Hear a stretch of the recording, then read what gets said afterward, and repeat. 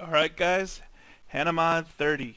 Let's talk about it. So, let's run through the operations and specs of this thing as fast as possible, okay? So, you wanted to see the comparison between this and then the original Hana Mod 20, right? So, here's a 20 over here at the exact same size, exact same width, height, and the 510 connection, okay? So appearance by hand, there's really no difference. So this is a 30. Stupid blocks. Let's get this guy out of here. All right. And I'm on 30 over here. So basic operation, everything is solid. Okay, it does exactly everything that it's supposed to do. 1, 2, 3, 4, 5. Okay, now that was in lock mode, and now it's at the unlock mode. 1, 2, 3, 4, 5. Right now it's in the locked mode, and then we hold the top and the power at the same time. 1, 2, 3, and then it goes into the right. From the right, then it goes over to the left, and then it'll toggle back into the right mode again.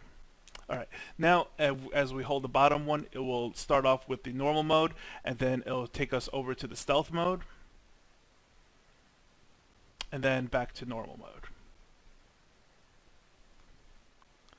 Stealth mode, as you all know, basically what it means is that like you have the atomizer on it, and then when you fire it, you don't see any lights over here. That's all it is. Okay, so again, right? The same cons as the Hana Mod 20, okay, which is basically the USB pass-through over here. Okay, understand that like other box mods might be using a micro they might be using a mini USB connection as opposed to a micro USB connection. Micro USB connections are much slower in terms of charging the battery as mini USBs are. However, you know, these days, I mean, you know, so many items out there with your smartphones and stuff, like everybody's over to micro USBs. It's kind of like impractical to use the mini USB, even though the mini USB technically would charge your battery faster than any micro would. Okay, but enough of that. Let's go ahead and throw these things on a couple of different atomizers on these things. Okay, 2, 3, 4, 5. Okay, so this is in locked mode. 1, 2, 3, 4, 5. Right, so now it's unlocked. So over here I have 3 different kinds of atomizers built, and then over here this is going to be a 2.2, a 0.6, and then like a 1.5. Okay, so I'm gonna go ahead and then show you guys the 0.6 real quick, right? So that like these things can fire as low as 0.5. So this is a 0.6 over here, and I feel as if this thing, the atomizer, the readout on it, okay, is off by like 0.8. So this thing is right like 0.61, 62. It's probably off by like 0.7, 0.5 or something like that. So that when we fire over here, okay, it's still going to say 0.6 on the ohms. All right. However, the performance of this thing, right? It's not really meant for low resistance, okay? Because if we were set at like, you know, our average like 10 watts or something like that, then what happens is that using a 0.6 atomizer basically will retard the build. And by retard the build, I mean like, you know, it'll take forever to heat up. So when you click on this thing, right, even though it's firing, it's not glowing until now. You see that? And it's a very faint glow. But what you should also know is that like all Hana mods, these things, they have a 10-second cutoff. So as you hold this down, before this thing even really gets to fire up and, you know, show you any performance whatsoever, the cutoff has already passed. So basically, I don't recommend these things for like lower resistances. However, if you had a medium to high resistance, they actually perform very well. Like so, for instance over here, right? My ohm meter is double checked with an actual multimeter. Okay, so the 1.5, 1.54 over here is actually very accurate. So even though it reads 1.5, I think this thing is off by like 0.7 or 0.6. So definitely, although it says 1.54 over here, once I slap this on, it should read it at 1.6. So bang. Whoa, 1.7, excuse me, see, even higher. All right, so at 9 watts over here, right, it's going to, at 10 watts, it's going to be pumping 4.1 volts into it. So you see how it's lighting up, basically dim, and then lit.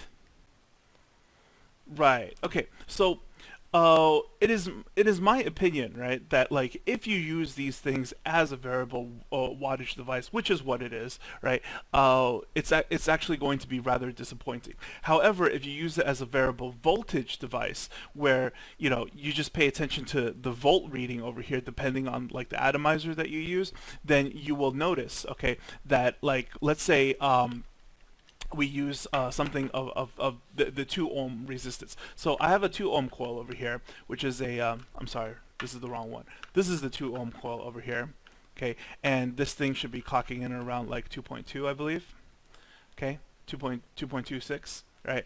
Now, you will see that things of 2 ohms over here. I'm going to purposely put this on the DNA 20 device, okay, just so that like you folks at home can have a good idea of what's going on with this thing.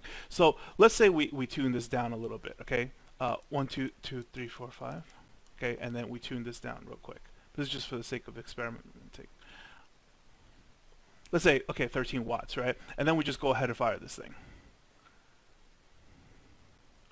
See what I'm saying? Okay.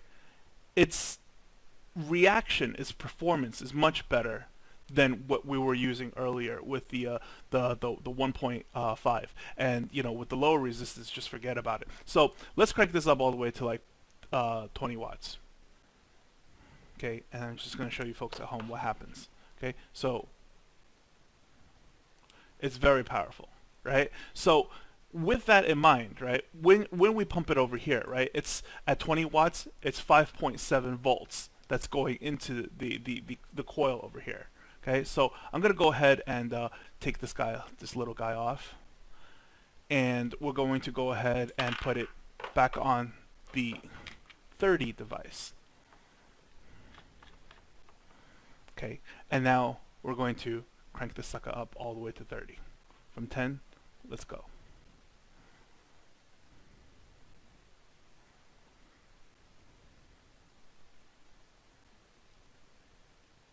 Alright, now we're at 30, and then I'm going to show you guys how it fires. Is that amazing?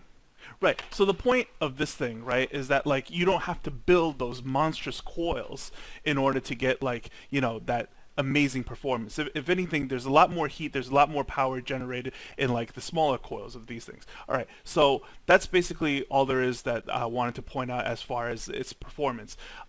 Whether you go ahead and then use an RDA or you want to use tanks and stuff like that, it's really up to you. But as I said before, right, when you use tanks, okay, I believe that the DNA 20 device is already going to be plenty of power, because any more wattage past what you normally build on your typical tanks, okay, the wicking action is very difficult to keep up with that kind of heat, and cranking it up like 10 more watts after that is kind of like pointless. All right, but if you're into using like different kind of RDA devices where you basically prime your wick so that there is no wicking issue, then you could get something a little bit more powerful, and then you don't have to build crazy coils where it's down to using like 24 gauge wires and 22 gauge wires. Okay, so let's take a look at the back panel of this thing as I lie this thing down, and then we remove the screws over here. Okay, screw on one side, and then here's the screw on the other side. We will see that this side has a full-size battery in here. I was very pleased when I saw this because, it's a 35 amp purple EFES. This is a very decent battery for like all of your mech mods and stuff like that. Highly recommend this one, and so nice that it came with it.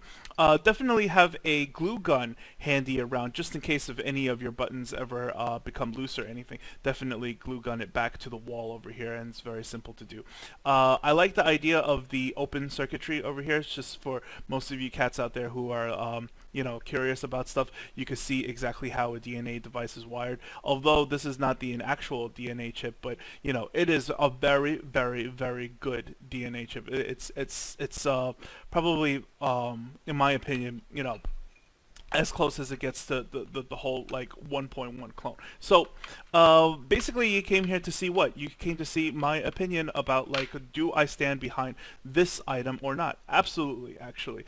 I totally approve of this item over all of the other items. You'll notice that like in other videos and stuff, the Cloud Pour one, a lot of people in the comment section saying like wonderful things about it. A lot of reviewers saying terrible things about it, saying that like, oh, you know, the lights are flashing where they shouldn't be. Is it calculating things correctly, etc., etc. However, I find this one behaving totally legit and properly in all of the conditions that I've put it under, with different kinds of atomizers firing it in different ways and stuff. There is no problem with this, okay? And considering the prices of this stuff, way better than anywhere else, okay? This one for the Hana DNA 20, okay? This one is going to be $52 on Fasttech, and this one I believe is $56 on Fasttech. I could be off by a few dollars, give or take, okay? But not a lot. It's somewhere around there. It's definitely under 60 bucks for both of them. Now the E-cig one is going to be $75, but only with the really, really large retailers. Everywhere else should be advertising it around like $95. I've even seen it at $135 from this other reviewer, and he's telling people that like, yeah, he recommends it. And no, absolutely not. This guy doesn't even know how to shop, let alone review a device. Okay, the prices are ridiculous. Definitely the Fasttech ones on this one over like, you know, the Cloud Pour, everything else, because even though the Cloud Pour ones, like, you know, according to your friend, according to like something, they might say, oh, this one's good, this one's decent, but I'm telling you that this one is excellent with all its abilities and its behavior and everything, plus its price. And that's what makes, you know, this particular model unbeatable if you are, you know, in search of a Hana Mod clone. Okay, so once again, question everything, do the homework, and take care, guys.